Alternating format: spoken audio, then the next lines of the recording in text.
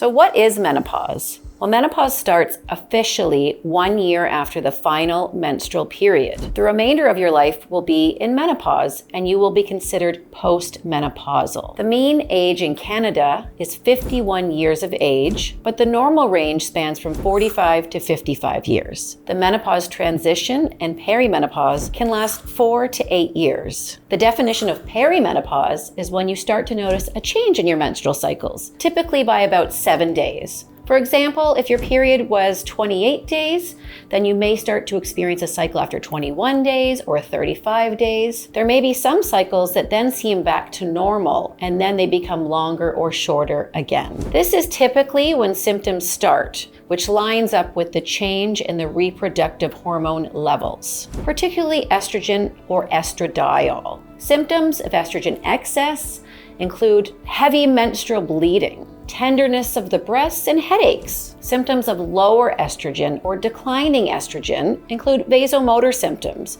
which are hot flashes during the day and night sweats, as well as headaches, and an increase in migraine headaches for some people. You may notice changes in your mood, vaginal dryness, muscle and joint aches. Sleep patterns often change during this time as well, and people may notice they're waking up more often, sometimes with difficulty getting back to sleep. Changes in attention and cognition may occur, and many describe it as being in a brain fog or feeling underwater. It's important to note that there are many psychological and emotional changes that may happen during this time as well. The perimenopause and the early menopause transition, particularly the few years before and after that final menstrual period, are a particularly vulnerable time for mood changes, and this has been well documented in prospective studies. Actually, about half of women will note symptoms of depression, and many describe an increase in anxiety, feelings of irritability, and rage. These are multifactorial, which means there are many things that are at play. In particular, there are hormone changes, there are changes in your sleep patterns,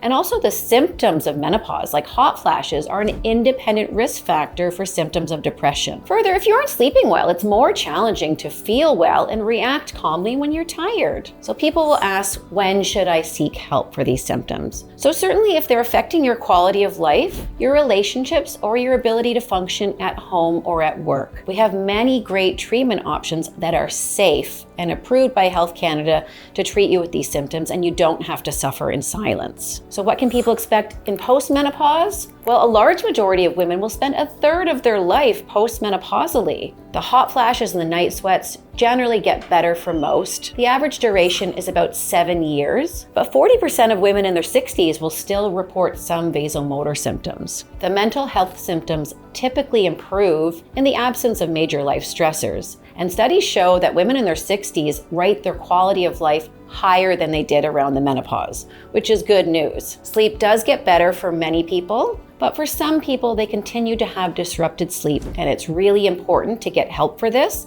as we know chronic insomnia is associated with several poor outcomes, such as an increase in cardiovascular disease, an increase in hypertension or high blood pressure, and an increase in dementia. It's important if you're having any of these symptoms to get treatment. You can contact your primary healthcare provider, your nurse practitioner or family doctor, or if you have a gynecologist, it'd be a good idea to get back in touch with them.